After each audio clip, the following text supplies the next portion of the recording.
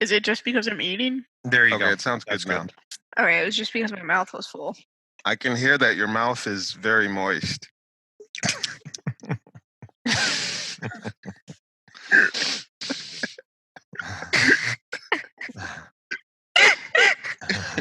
I'm eating raw cookie dough, so that would explain why. Oh, okay. Had a very thick texture. Yeah. Let me see if What we need for the podcast. Yes, thick textures all around. Please. That's funny. Yeah. Very thick textures. Thick with 2 C's.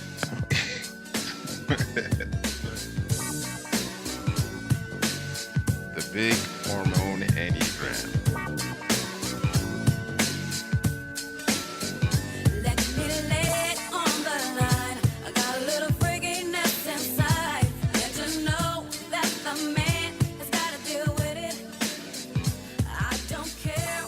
I think today we need to talk about sex. I feel like that's what's in the air. Oh, I'm so down with that.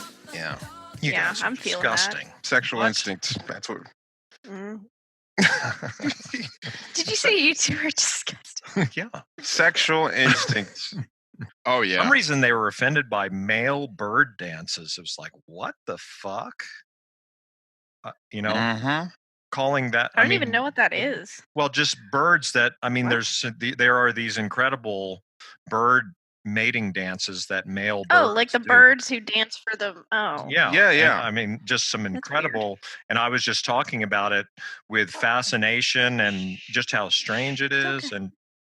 and interesting, and I mean, how much seeming investment the birds had in it, and just how, I mean, just all the different aspects of it, and how vulnerable they were making themselves almost, right, by just laying out this huge thing.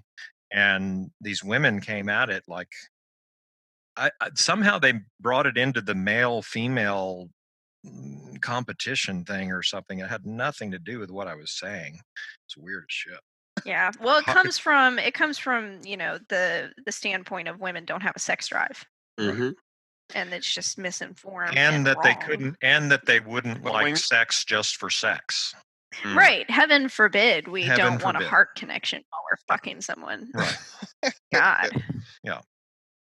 Any- That annoyed the crap out of me when I was younger. Girls would be like, "Don't have sex with them or you're gonna get attached." I'm like, "No, I'm not. That's not how it works." They don't know I'm cold-hearted Nancy. Exactly. I can fuck anyone with dead eyes. I don't care. Oh, man. It would be nice to be sexual ass for like a year. Just to get all the meaningless fucking out of my system. Just get it all out. Just I can't even. I just wish. I Like could do it. you're just pent up. Is that what you're saying? Well, it's like there's always a cost. I mean, I do plenty of meaningless fucking, but it's like it always comes at a cost. I can't just get in there and not care and not feel somewhat like fucking Involved in the. attached to someone I don't even like. Yeah, I don't even like this person. I'm just Wow. like, I'm already in there. Like, what the fuck? That's weird. Yeah, and we're gonna talk about that today because I was like, I did not know that was part of the sexual instinct. it sucks. What part? that sucks. Yeah. Well, it's like you can just be attracted to someone and completely despise them. Well, That doesn't even compute, but it's also that well, it's not clean. There's no clean break, is what I'm trying to say. Can you say more about it There's though, no- Emika? You've said like before, like if you sleep with somebody like 3 times, then you're starting to get sort of intertwined. I'm in there. Yeah. Yeah. Well, it's mainly because if I'm attracted to someone enough that I want to have sex with them 3 times, then what eventually starts happening is that whatever attraction I have with them is incredibly magnified, and I've already started idealizing them in ways that I don't even realize. And so the craving has already began. Like now I'm like really craving them. And if it ended at that point, it would be painful. And so whenever it does end, painful in the sense that sense of craving just doesn't go away. Like it's almost like this person has made their way into my system in a way that I need them. And you could say, oh, just go fuck somebody else, but it's not like that. Like this person is like their image or their whole persona or Chemistry. existence is crystallized in a way that I can't shake them easily. So I have like it takes me like a month or two to get that shit out of my system, which means yeah, like I don't it sucks because I have friends like my best friend OD who at one point had like 4 or 5 partners at the same time. And I wish I could do that. I wish I could do that. I think I've done like maybe 2 or 3 at the same time, but it's usually like in order for that to work, like, one person has to be actively putting up a really strong wall where they're not letting me in at all. But usually what happens is I get really hooked on one person and eventually which turns into a like slight obsession. And when it ends, it takes me like a month or two to just get it out of my system. And I haven't been able to beat this. I keep thinking that I can do what normal people can do. And I'm always proven wrong every single time. Every single time. So it's been like a huge fucking lesson for me, especially figuring out like what the hell sexual drive is and It's interesting in the context this of shit type works. 8 too, because you think of 8 Yeah. as like the big prowler, right? That can do a lot of touch and go, but with sexual, I mean, it seems like I can do that, right? yeah. I can. I do to a certain degree. It's just like I've learned my lesson that I can do that. I can do a one night stand, but if I go back in there, I'm risking a lot. I'm So risking. that's weird because I always thought that the sexual instinct was the best at not creating like that like connection. Huh. Wow, that's Well, news to me. It's not like it's not a connection. connection. It's not a connection. I'm confused. Yes, keep It's going. not a Doc. connection. It's like a chemical addiction. Yes. There you go. Yes. Drugs. It's an Drugs. addiction. It's a drug. Huh. So it's not that you're like connected to them in a heart way. It's No. just that like you. Their essence is like getting me high. Okay. Oh, okay. Wow. That's Yeah. interesting. Before we go further, yesterday was Gurdjieff, as we're recording this, yesterday was Gurdjieff's death day. And so that's important to remember just from the 70th anniversary of his death, from the point of view that we only have this Enneagram thanks to him. And so just wanted to put that out there. Great. Yep. Cool. Can you say more, Yeah. John, Thanks real for quick? the reminder. Yeah, about sort of well, I don't know what the term would be, but the baton handoff from Gurdjieff to Ichazo. I mean, I know there's nothing direct there, right? But the symbol being taken up. No, nothing. No. So Gurdjieff had, plenty of students who were very prolific in their own right. And the author of In Search of the Miraculous is named Ouspensky. And Ouspensky and Madame de Salzman founded the Gurdjieff Foundation, which is one of the main. Russ compares him to the Catholic Church of the Gurdjieff work. And they have a lot of holdovers from,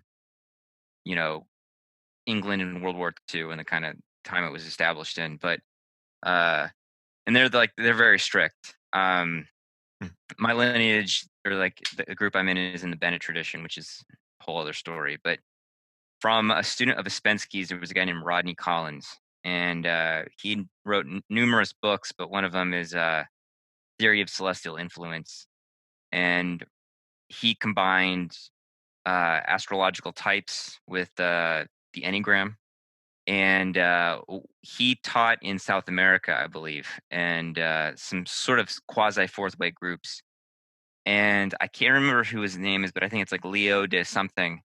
It's sort of Ichazo was a little indirect about who his teachers were, but I'm trying to look it up right now actually. But anyway, he had some teachers, and probably Rodney Collins, or a student of Rodney Collins, and Ichazo himself was just like a really well-studied, well-read guy who probably had numerous teachers and numerous people that were actually like probably like intentionally training him. You know, it wasn't just like he was an interested guy. Like I think he had numerous teachers that were focused on his development. And I'm looking up now. I think his name is Leo Mascaville, however you say it. And it's a little. I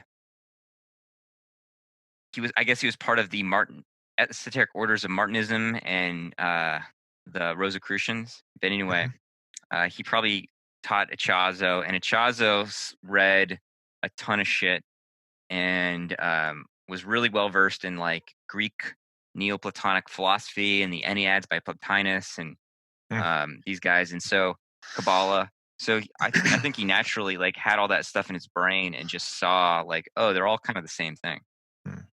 Have you read the Rodney Collins book, or is there one main book? Have you read it? Or I've read parts of the Theory of Celestial Influence, and it's really dense, and it's very interesting, and it goes into a lot of topics. So I think that some of the body types that Emeka looks at are derived from Rodney Collins, but at least the parts I've read, it's like over 500 pages, and it's like super dense stuff, and it's not clearly, the parts I've read have not been clearly applicable to like inner development. They're like theory. So like he's talking about different worlds and time, and like the role of time on different scales, like the time relative to planets versus human life versus cosmic galaxies, and the what time is. And so it's very abstract, and he's like a really brilliant guy, but really dense. John, did you get a chance to see that? If you've ran into that book, Sexuality and New Religious Movements, that I posted? Oh no, I was like on 10% battery running home so that Nancy would not die. The guy has a sexy book cover, though. I'm impressed. Oh yeah, that's from the Crowley Tarot. It's Okay. Strength or Lust. Oh, that's a tarot. Okay, interesting. Titties. That's from the Book of Thoth from Aleister Crowley. Oh, okay. Very cool. Yeah. No, I've never seen this before. Yeah, I figured you'd do. There's a chapter on Gurdjieff and sex, and that's how I found it. So. Yeah, I found an article recently that was summarizing a lot, and it may be the same thing in the book. I haven't checked it out, but about Gurdjieff and sexuality, and it's pretty interesting because he had a lot of weird sexual things going on. We talked about him today because I think I finally wanted to like, all right, let's talk about this dude's instincts, see if we can figure out what his instinctual stacking is. And I think we landed on social sexual just for a couple of reasons. For example, like it's just sort of showing up incidentally in his book titles, like Meetings with Remarkable Man. Right. What's the other one? Advice to something to my son. Beelzebub's Tales to his grandson. That's kind of social. Yeah. Parenting, education. And Beelzebub's Tales to his grandson primarily, I mean, it's about a fuck of a lot, but it's about history. It's about the pointlessness of war.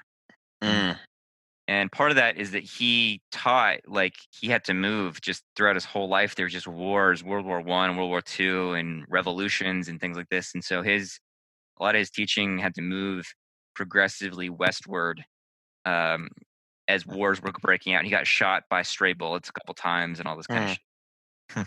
But I was talking to Ilaria about this, about his instinct, and she was like, I think he's social because social sexuals are the biggest whores. There you go. He had a lot of kids. Yeah, a lot of kids with different women and this kind of stuff. Yeah, I think David posted a video of him.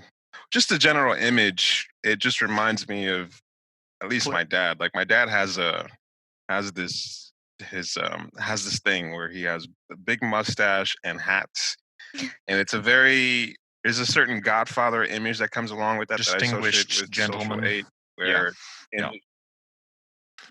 just the big hat, the big mustache. You think about Hitler and the mustache and the regalia that comes with those big suits,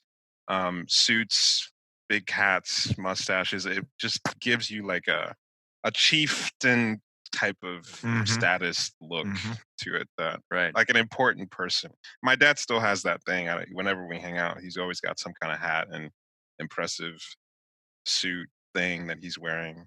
I get the sense that that canes were like became Oh, a thing yeah. for Gurdjieff when he was old. Oh, okay. Because there's some cool pictures of him like looking stylish with a cane and stuff like this, and he probably didn't need one.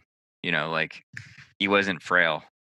My dad doesn't need a cane either, and he rocks a cane occasionally. It's a royal thing that you do. Totally. That's it. Which is very social. Yeah. There's a lot of really interesting, like, so Gurdjieff's views on sex and teachings about sex and sexual behavior are like, there's not a lot of good, clear sources on it, but it's very interesting. What are his views on sex?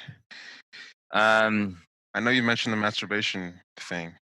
Yeah, so there's that, the masturbation thing. Don't masturbate because you're stimulating the sex center with the mental center.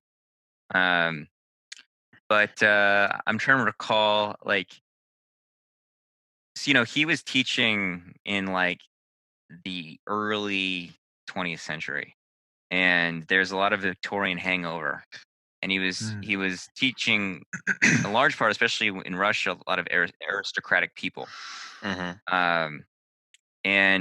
So what's interesting is he talked about celibacy and the role of celibacy, and you know, that for some people, like fasting, it's necessary for certain periods of time. Some people need to do that, need to fast, or need to be celibate, and some people need to have a lot of sexual activity. And that it was not about, you know, sexuality was, he said, let the sex center have sex, and don't have the emotional center have sex, or have the mental center have sex, meaning don't use sexuality as a way to you know, kind of what we talk about with the sexual instinct in general, like people confusing it with the intimacy instinct, was so messed up on so many levels, because it's this weird conflation of bodily function and heart center, and are just really doing that creates this weird shadow with the body that, you know, gets acted out as weird sexual abuse and coercion, and you know, people not being on the same page when they enter into a consensual sexual relationship, about what sex is and what role it's playing between the two of them. And so it's just rife with a lot of abuse and misunderstanding and confusion. And so that's a big part of it. And, you know, he said that for periods of time in your development, it may be the thing that you need to not have sex. And for other times, it may be that you need to have sex. And so there's no prescriptive thing for everybody, and everybody's different. And it's about knowing your own organism, knowing what your actual needs are, and knowing what is actually right and healthy. But he was very clear that, you know, you're not supposed to just like find your life partner and only have sex with your life partner. That, I mean, that may happen, that may be great, but that, you know, that to grow up, one should have healthy sexual relationships to keep the sexual function going, you know, like to keep it kind of clearing it out, so to speak. He talked about the three shits. The three shits? Yeah. He was an 8. And he was an 8. He was indeed an 8. There's the first shit, which is shit, actually the shit produced by food, and then there is the shit produced by impressions, which is speech or talking. So we need to, we need to sometimes just talk about things and get things off Mhm. our chest and sort things out verbally. There's excessive talking, and he talked a lot about that. But there's the need to just digest your impressions, and then the other shit is sperm or ejaculation, and it's just to like clear out the pipe, so to speak, whether it's in a male sense or a female sense, of that your nervous system needs that kind of clearing things out and clearing out the energy, and that to not do so if it's not if to be celibate when it's not appropriate to your personality and your body, it's just to like create stagnancy within your system, Hmm. and that gets leaked into other centers. So like if you're not like having an appropriate discharge to your sexual energy, then like it can get into your emotional center. The energy leaks into your emotional center, or your physical center, or your mental center. So I think we talked about this before, but his example of excessive sexual energy leaking into the physical center, um, he gave an example of winning Olympic medals, meaning being like overly charged up and doing sort of useless. You know what I mean? Useless, like maybe an Olympic medal thing is cool, but it doesn't. It's just what it is. What it is. But Yeah. people that need to like excessively push themselves physically or do weird shit like that. Mhm. I remember, and again, I don't remember where I tell stories because I do teach and stuff like this, so shut me up. But um, I went to Catholic school, and like we had this lesbian like dean of students, and she would like barge into our classroom, and we all had uniforms, and she would like line up the girls in front of the class and measure their skirt length. And it was like she was probably a type 1, and she was like very like you could feel the rage of the frustration of the girls aren't doing it right. But I had this weird sense that it was like this weird erotic humiliation For sure.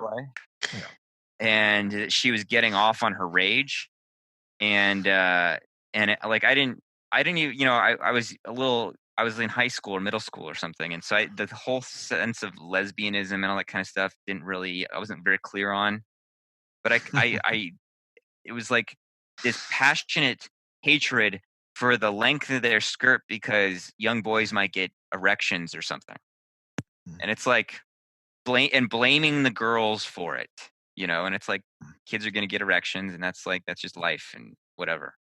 So that's in like the emotional center, sex energy linking to the emotional center.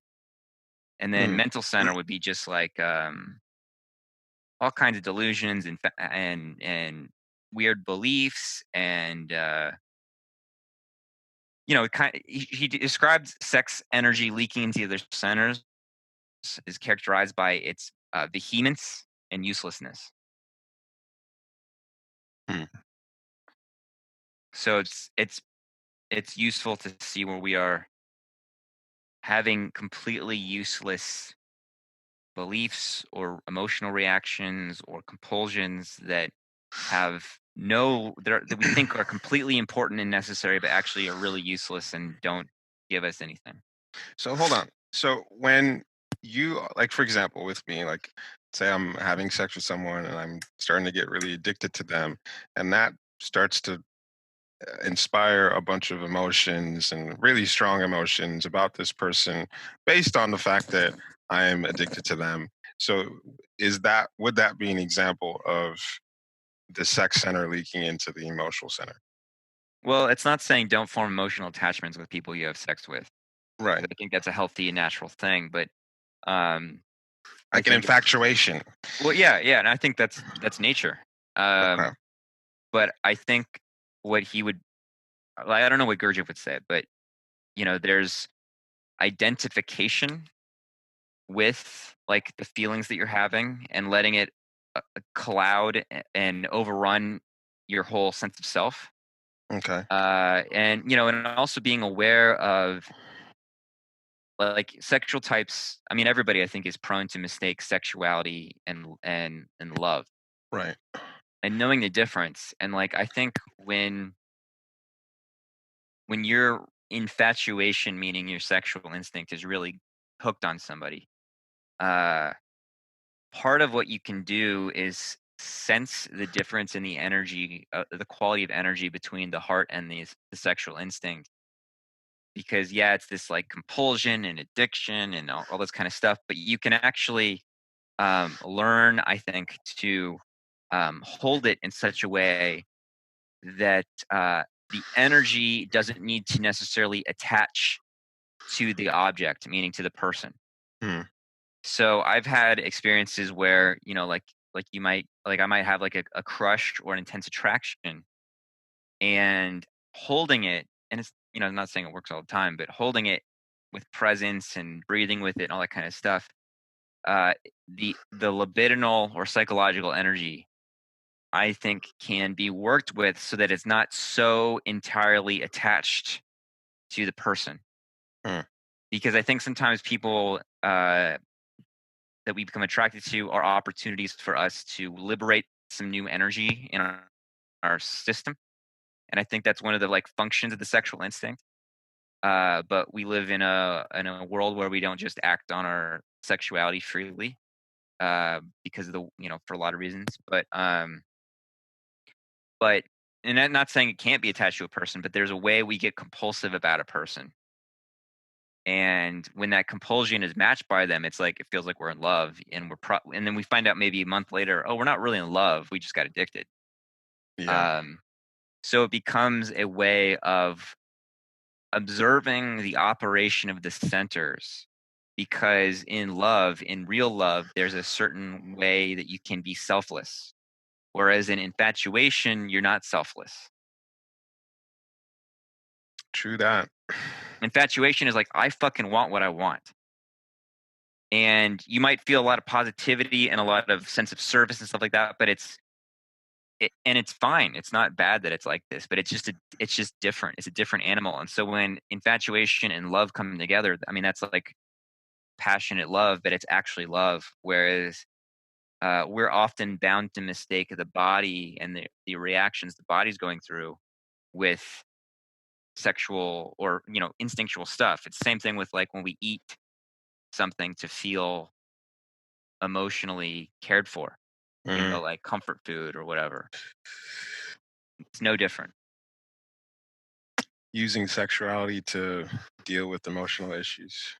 To deal with emotional issues, or just confusing the two centers, or not having the kind of vocabulary of the function of centers and what they feel like in the body and in our direct experience. So like you know when I think an attraction occurs, it's very easy to just become obsessed with the person you're attracted to. And sometimes we have the freedom to do that, and other times we don't have the freedom to do that, whether we're in a relationship with somebody else or it's not going to work or whatever, you know. And I think that like basically what I'm talking about is I think this is Kundalini energy. Um, so I've been struggling with trying to understand Kundalini for a while, because a lot of people just turn it into this like vague energy that lives in your spine that, if you breathe enough, it starts to get excited, and it's like a snake in your spine, and I get what they're trying to say, but I don't feel like it's just some magical spine based physical thing. I think what Kundalini is a reference to is libidinal energy, meaning psychological energy. And Mhm. I'm not saying it's not in the spine. I definitely think there's a spine based experience of it, but throughout our moment to moment experience, we're attaching psychological energy to different objects. So in self pres, it's food, it's through the instincts. So it's food, it's our bed, or maybe our own bodies, things that give self pres excitation.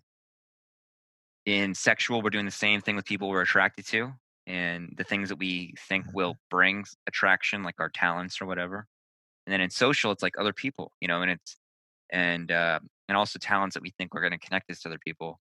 And so we're just constantly, our energy is just sort of going out to all these objects and objects and objects. And we spend our day just organizing our attention around whatever's our attention is passive to whatever's exciting it, right? Like it's like, oh, hot girl or interesting thing or food or whatever, and my state is all enslaved by this.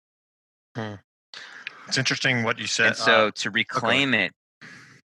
Oh, go ahead. Sorry. Well, I was just going to say, just thinking symbolically, snake going up the spine, starting at the genitalia or somewhere down there. That's connecting libidinal, the genitalia symbolically, libidinal energy going up the spine. The spine is up to the brain stem, right, into which is the filter Right. for the mind, right? So that there's the libidinal energy. That's another way to maybe conceive of this Kundalini concept. Partly. Well, yeah, exactly. It's like a snake rising.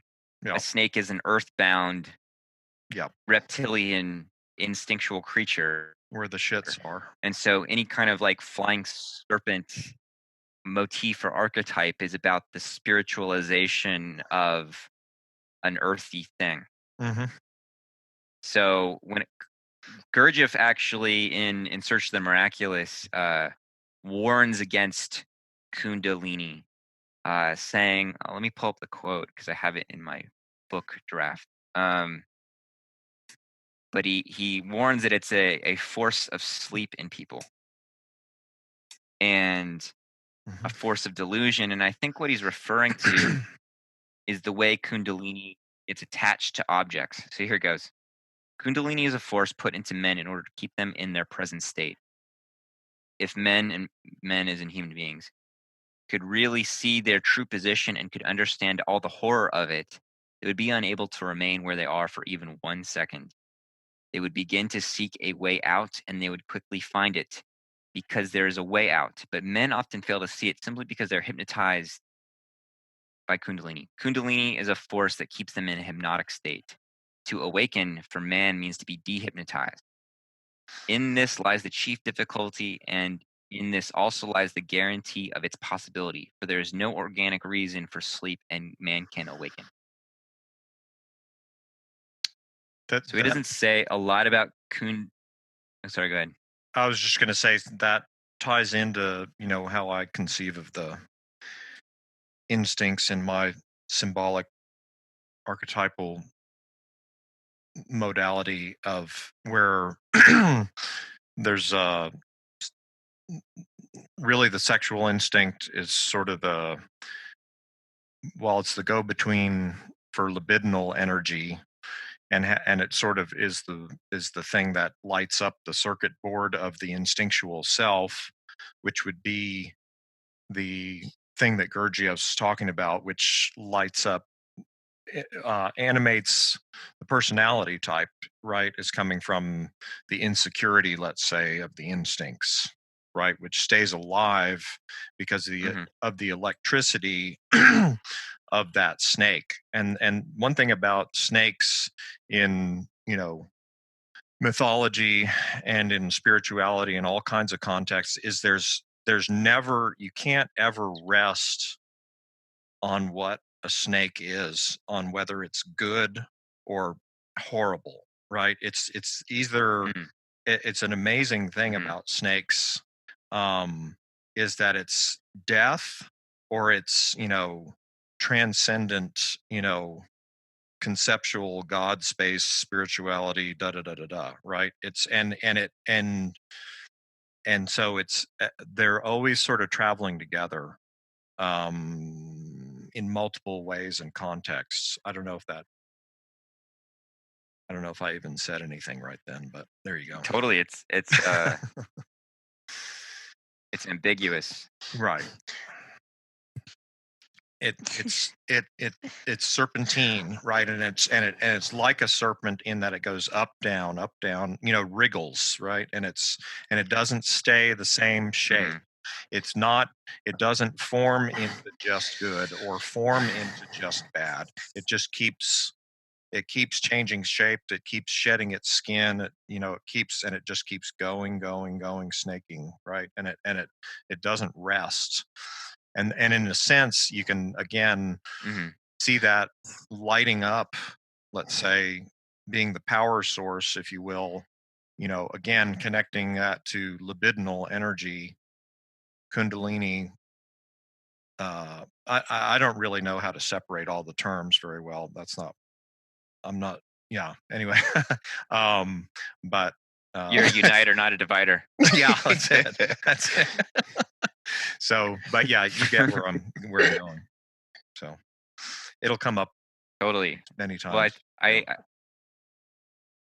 I think, I think what he's speaking to is what you're saying is like the snake, when we're in automatic, just attaches to things. It just bites, it's like I'm a slave to my instincts and what my instincts are going for, whatever that is for me individually. But then, 'cause Gurdjieff has this sort of complicated mythology that he used because he wanted to find a way of talking about esoteric concepts in a way that had no or very little prior associations with them.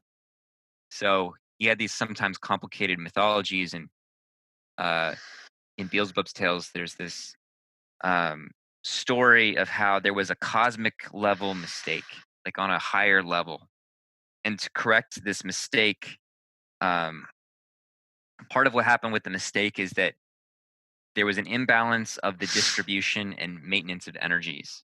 And this kind of goes back to some of the social instinct thing of Gurdjieff that we're talking about, because a major idea of his is called reciprocal maintenance, where everything is interdependent. And so anyway, there's this cosmic mistake, which is an interesting idea that there's mistakes on like quote unquote divine levels. And to fix the mistake required human beings in this scheme are energy transformers. And that's why, unlike animals or angels, sort of, humans have this potential to grow. Like a dog doesn't question its identity, or a higher being doesn't really have the possibility of not being higher. So humans are this middle ground where they can transform energies. And so their metabolism, so to speak, or spiritual metabolism, need to be changed. And so there was this organ called the organ Kunda buffer, which was implanted in human beings. And when the balance was corrected or somewhat corrected, the higher beings removed the organ Kunda buffer from human beings. But the habit of the Kunda buffer was passed on through generations. And that's the result is our current Tower of Babel, dysfunction, asleepness. But the name Kunda buffer is interesting because, he used the term buffer to describe the way that we literally keep ourselves inwardly fragmented and compartmentalized in our inner self, many eyes, many selves, and keep them separated through delusion and through emotion and reaction. And we keep ourselves in a contradictory state, and you call that the buffer. So Kunda buffer, Kundalini, I suspect has something to do with the way that Kundalini or libidinal energy gets attached to instinctual resources, whether those are literal resources, money, food, or people. And so to a lot of like Sufism, for example, describes this process of killing the Buddha, where you're loving Allah, for example, but like always discarding the object or the idea or association of Allah, like going deeper and deeper and deeper with nothing that energy is being attached to. And so going back to the energy, to what Emeka was asking, there's a way of working with activated instinctual energy where you can get all your instinctual needs met, but without identifying with these things. And as such, liberate the energy to be used for our inner life rather than to be dispersed into identification. Well, I mean, it'd be a Jungian thing to say that you're attracted and wanting to merge with and exchange chemistry with another person because they're a representation of something that needs to be integrated, that ideally would be integrated internally within yourself. Mm, Right.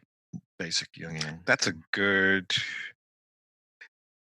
Yeah, that's a good way to look at it, because sometimes it's like, what is it about this person that I'm obsessed about? I mean, if you strip it away, look at things directly, it's like, we had some good sex and that was great.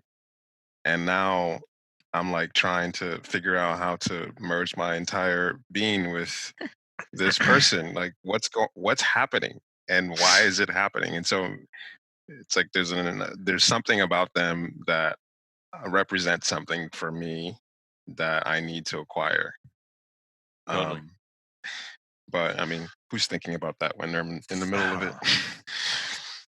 That's interesting that you say that, because I always find myself like instantly obsessed with people who oftentimes are sexual first, and I haven't really figured out if that's the key or if it's something else. Mm. But at least from what I've noticed, it's usually sexual first people, and I'm like, I'll give it a few weeks because I know it'll pass, but like instantly I'm like, I must have you.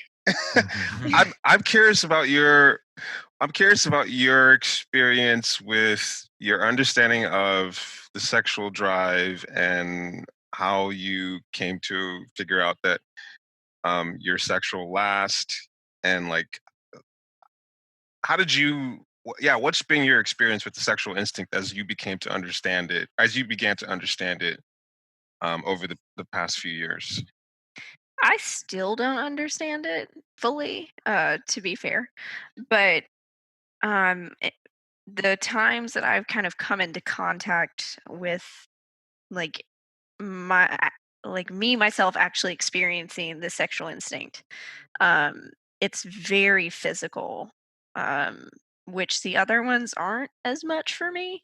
Mm. So when we do, like, I've been in a couple of John's workshops, and when we get to the sexual instinct like practice, my entire body starts like shivering and shaking. It's like it's and it's Interesting. really uncomfortable. Like I hate it. Like Oh. even now, like I'm kind of like Mhm. have like electricity or jitters because it's so uncomfortable for me.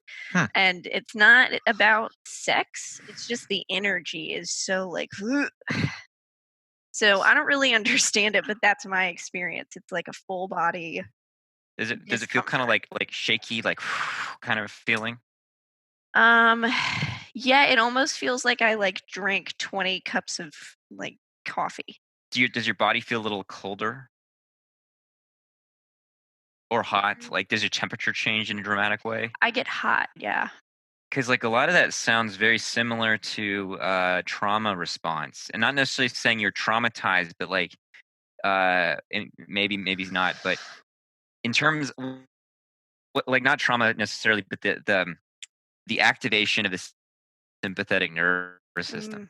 Mm, mm, You know, does that make yeah. any sense? Yeah, that does make sense because it is like a little bit of like a fight or flight kind of experience. Like if something scares you a lot, that's kind of how it is. So, Yeah, and so a lot of us, that's really interesting, and a lot of us have that kind of we kind of tamp that energy in or lock it in, and don't let the full like thing go. So if you're feeling it now, like just fucking breathe with it. You can even whatever, but like let it flow as if it comes up. I think I might have felt that way about social when we were doing those circles. There was a point where I was just like, what the fuck? Yeah, same. Why? And I don't know if we should we oh, I maybe totally describe got those. should we maybe describe what we're even talking about here with what the workshop, what you were doing, John? Well, yeah, John, do you want to describe the exercise that we all were doing? No, y'all go ahead. Okay. It was a series of experiential exercises that we did at this past IEA, John's and Julie's workshop, to help you get a sensation of each instinct. So for self-pres, we were standing there and thinking about our warm bed and feeling what that felt like. And so for each instinct, you got to really feel it. And if it was your blind spot, you got to feel it in a very extreme way because you would react to it. Yeah. Yeah, through the body. And I felt like, thing. I think the thing that was coming up for me during the social was I was like, man, fuck, why are we having to go touch other people? Why didn't I get to dance on somebody during sexual? What about that? This is not fair, man. I don't want anybody so touching mad. me. Yeah, I gotta go hug up on this fucking stranger. Yeah, what the exercise was That on was what was running social. through my mind. The social exercise part of it was at least an expanding. What was it? We started with 2 people, and then 2 people connected with another 2. Yes, 2 people, 4 people, 8 people. Yep. 8, 16. And when it I got think to it was- the bigger circles for me, it was just, oh man, I'm social last. I think we need to sometimes remind people our stackings as we're doing this, but I'm social last, and That's true. Was just I just wanted to get out. Like, why are we doing this? Let's stop. Just no. Especially as it got to a bigger group. The circle of 8 was. My I didn't gosh. care so much about the bigger group. The biggest circles kind of felt like just faces in a crowd.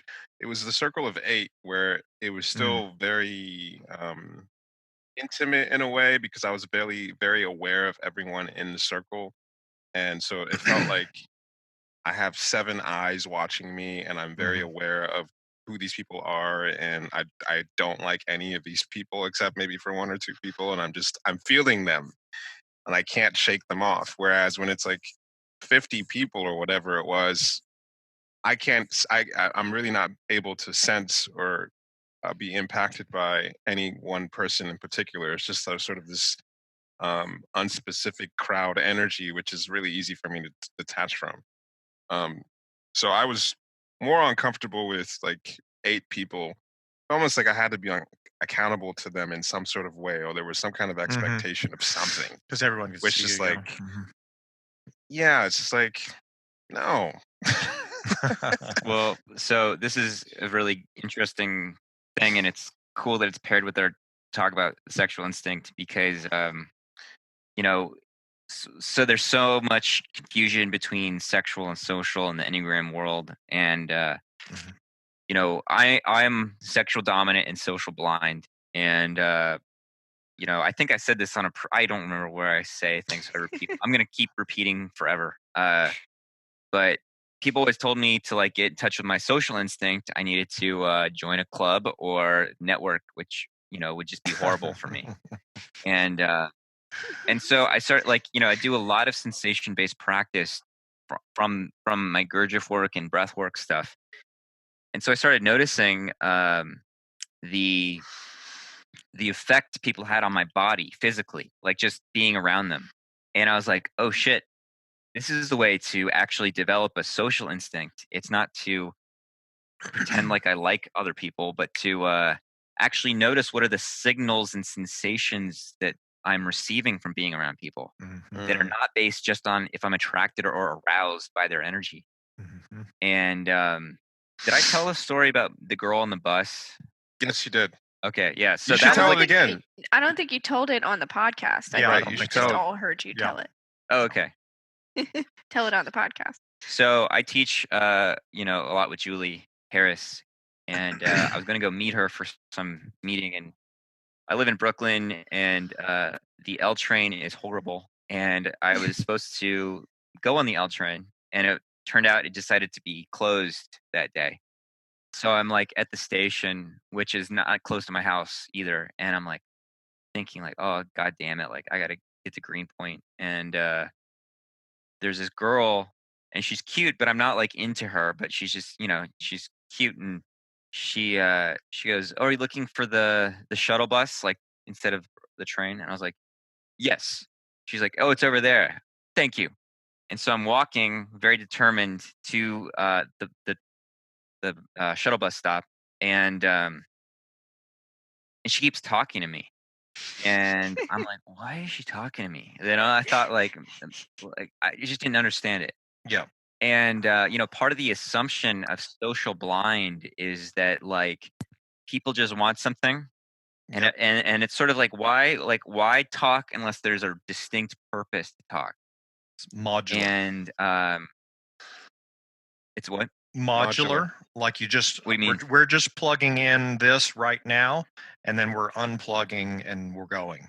Right? We're just going to plug in this module to do Exactly. this one thing, and then we're separating. Totally. Yeah. So I was walking very determinedly to the stop, and then we get on this shuttle bus, and because it's a bus that's supposed to hold a train amount of people, I'm like super close to this girl's face, and she keeps talking to me, and she had an Indian background, and I had just been to India, and so this conversation came up, and I started noticing how she being so close to me, it wasn't sexual attraction. I was just like, whoa, she's like, as I'm talking to her, it's impacting my body.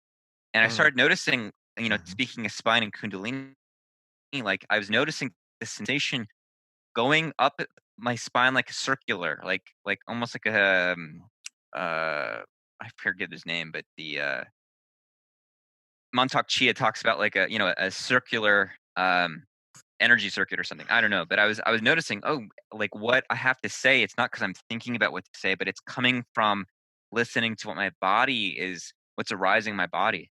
And I was enjoying it like immensely, actually. And I don't Mhm. normally enjoy talking to people that I don't know.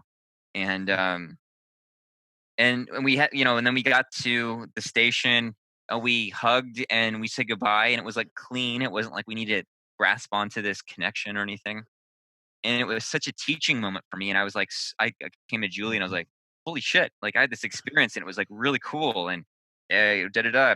And she said she's never seen me so open. Like my energy Mhm. quality was so open, and it just taught me so much about the social instinct. And so, people confuse sexual for one-on-one or intimacy or connection, or I'm sexual because I like to have deep connections, not shallow connections, but any connection any connection is social instinct, Yeah, you just no matter if it's described social. one-on-one or a whole group, and everybody has it. No. Sorry? You just described social. I mean, that experience. I mean, I'm saying what you were already saying. Totally. Yeah.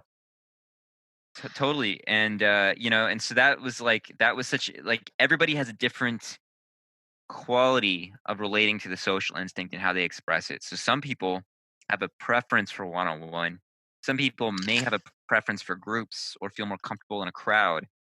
It really depends on the individual and how their social instinct was constellated as a kid. What experiences informed how their social instinct is expressed. But in this exercise that we're talking about, it's sort of playing with what are the boundaries and what are the unconscious and habitual associations with groups. So, for example, some people, and it's totally different between their stacking. Respond really well to when we're close together in a one-on-one or three-person group, and then as we expand slowly the amount of people in the group, either their bandwidth their limit is reached, or they're reaching a comfort zone. And so like a guy that's a social instinct in the group came up to me and he was like, as soon as we got over 8 people, I wanted to fucking run out of the room. Really? He's a social type, and he knows he's Mhm. a social type. Mhm. And so everybody's different. Mhm. What their Yep. comfort level is, it has a lot to do with their background and how their family worked out. But we need to start looking at the instincts from that kind of level, where it's not just, oh well, one-on-one is this and this and this. It's not that kind of A equals B kind of thing, but like each instinct is a platform for a whole number of things to be aware of. Yeah. I'm just thinking about I think people's reaction to sexual has shifted a little bit in the past few years, wouldn't you say, In what John? way? Well, I felt like people's reactions maybe 4 years ago when you guys or we all started posting on Facebook in these Facebook groups about sexual, or at least that I was aware of, and people's reactions back then seemed really intense. Like really intensely against the idea that sexual had anything to do with sexuality. And it seems like people don't have that insane reaction anymore, but descriptions have shifted a little bit more to, oh, I like intense excitement and um to be like when I listen to a song that makes me, you know, Mhm. that turns me on. So it's like it's almost like a shift to something closer, but it's not quite like it's not as Totally. extreme as the way people were reacting back then. So I'm just wondering. I think the institute changed their description over the past couple years, right? They Yeah, updated. they've had yeah, Russ has been teaching a more accurate view of the instincts, I think. By far than a lot of other um, schools that have basically not changed their idea of the instincts since like the 80s. And Yeah. so, um, you know, I work with Russ. I'm his assistant for anybody listening or whatever. So I'm very close with him, and we have our things we agree on, things we disagree on, and it's an evolving uh, Mhm. idea and things like this. And so I don't want to pretend like I'm representing Russ's views, nor do I want to say that he would disagree with me or anything like that. But um, I would say that one of the ways that it has shifted has been what was at first just sexual as intimacy, social as groups, and that's it. Hmm. Mhm. And it was just like there was no sexuality in it. And then it's been shifting towards generally I'm speaking in terms of the whole Enneagram field, there's been more of a recognition that it's tied to sexuality in some way, but it'll be kind of it's like, yeah, it's based in sexuality, but it's like the same way you lose yourself in sex that you lose yourself in a piece of music, as you're saying. Mhm. And, sometimes it'll be kind of turned into this very vague creativity or very vague really liking something or very excited by something instinct, which I also don't think is accurate. Yeah. Because I mean, you can like be so into something from a self-preservation or social point of view, and it really doesn't really honor both the self-awareness that seeing sexual instinct as an attraction drive brings, and it doesn't honor the dynamic full quality and life force of self-preservation and social, which are like, I mean, self-preservation is our life force. And Mm. so if you're excited by something, almost always it's based in self-pres, in some fashion. Uh, so I don't know. So anyway, yeah, it's changed a lot. So people are not as hostile to the idea that it's based in sexuality, but they'll often, if I say it's about sexual attraction, I get like, well, yeah, but let's begify it, Mhm. Yeah. or confuse it with the emotional center, or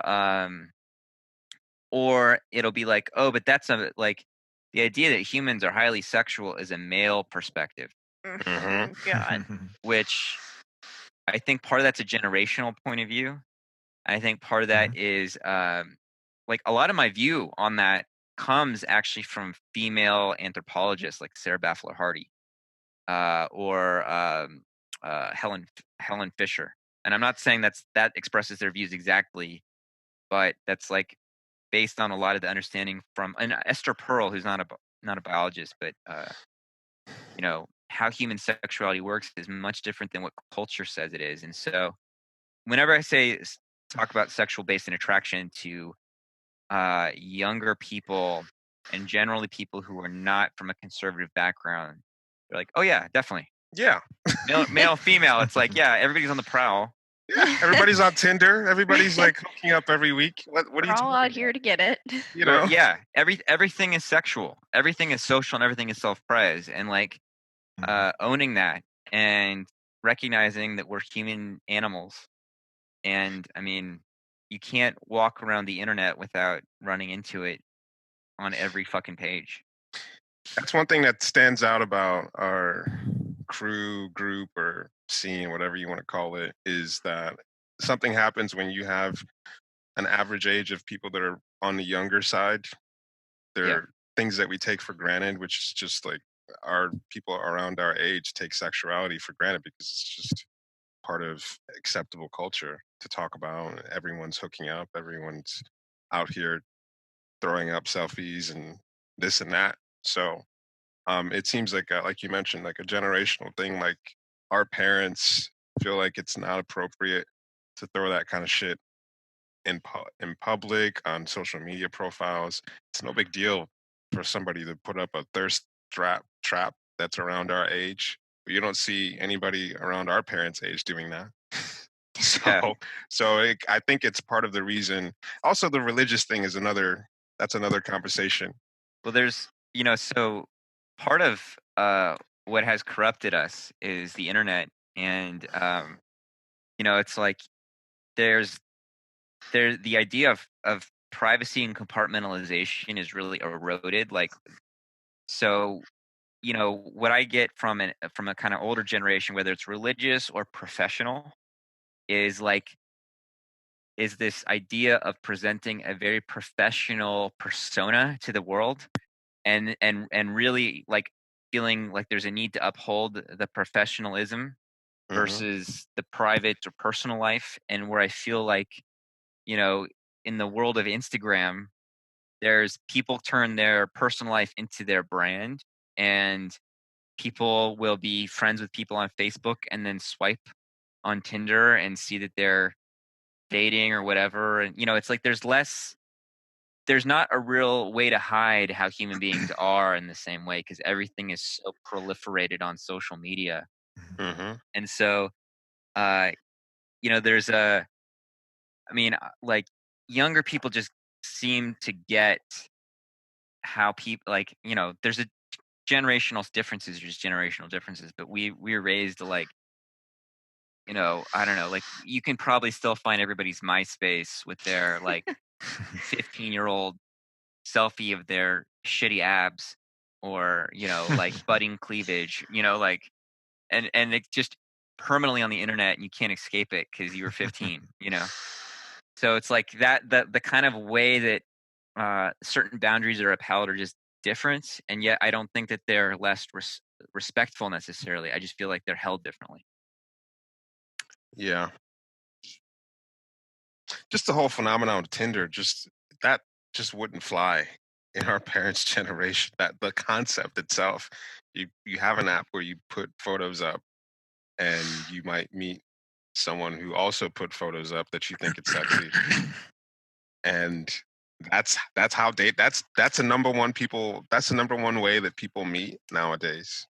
That sounds insane to anyone 30, I don't know, 40 years older than we are.